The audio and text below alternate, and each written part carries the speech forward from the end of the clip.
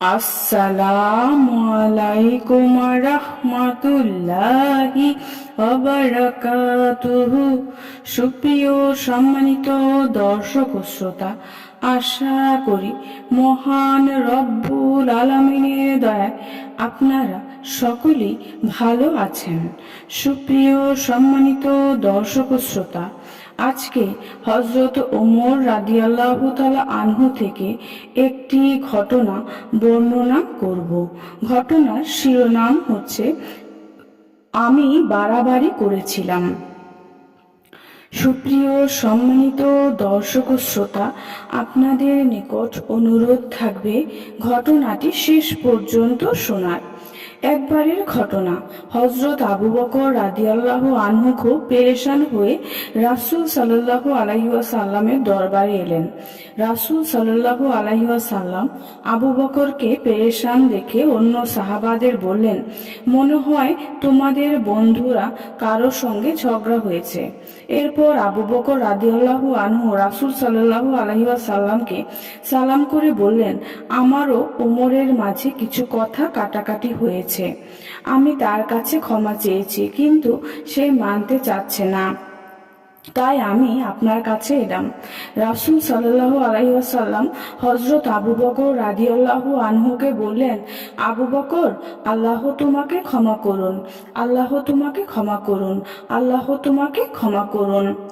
কিছুক্ষণ পর হযরত ওমর রাদিয়াল্লাহু তাআলা আনহু অনুতপ্ত হলেন। আবু বকর রাদিয়াল্লাহু আনহু সঙ্গে ক্ষমাসুলভ কথা বলতে তিনি দৌড়ে তার ঘরে গেলেন। তাকে ঘরে পাওয়া গেল না, কারণ তিনি তখন রাসূলের দরবারে ছিলেন। ওমর রাদিয়াল্লাহু আনহু রাসূল সাল্লাল্লাহু আলাইহি ওয়াসাল্লামের দরবারে হাজির হলেন।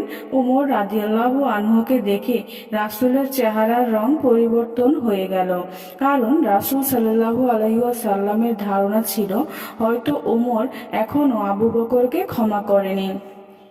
আবু বকর রাদিয়াল্লাহু আনহু তখন রাসূল সাল্লাল্লাহু আলাইহি ওয়াসাল্লামের দরবারে বসা ছিলেন। তিনি রাসূল সাল্লাল্লাহু আলাইহি ওয়াসাল্লামের এমন চেহারা দেখে দ্রুত হাঁটু বিছিয়ে রাসূলের সামনে বসে খুব বিনয়ের সঙ্গে বলতে লাগলেন, হে আল্লাহর রাসূল, আমি জুলুম করেছিলাম, ভুল আমারই, ওমর নির্দোষ। রাসূল সাল্লাল্লাহু আলাইহি ওয়াসাল্লাম ওমর রাদিয়াল্লাহু আনহুকে উদ্দেশ্য করে বললেন, আল্লাহ তাআলা আমাকে তোমাদের কাছে পাঠিয়েছেন, কিন্তু যখন আমি তোমাদেরকে আল্লাহর একত্ববাদের দাওয়াত দিচ্ছিলাম তখন তোমরা আমাকে মিথ্যাবাদী বলেছিলে, কিন্তু এই আবু বকর আমাকে সত্যবাদী বলেছিল। আবু বকর নিজের জীবন ও সম্পদের মাধ্যমে আমার প্রতি সহানুভূতিশীল দেখিয়েছে। তোমরা কি আমার খাতিরে আমার বন্ধুকে ক্ষমা করবে না? তিনি দুবার কথা বললেন। সুপ্রিয় সম্মানিত দর্শক ও শ্রোতা, আজকের ঘটনাটি এই পর্যন্তই। ঘটনাটি যদি ভালো লেগে থাকে অবশ্যই চ্যানেলটি সাবস্ক্রাইব করবেন, লাইক করবেন, কমেন্ট করবেন এবং বেশি বেশি শেয়ার করে দিবেন। সবাই ভালো থাকবেন। আল্লাহ হাফেজ।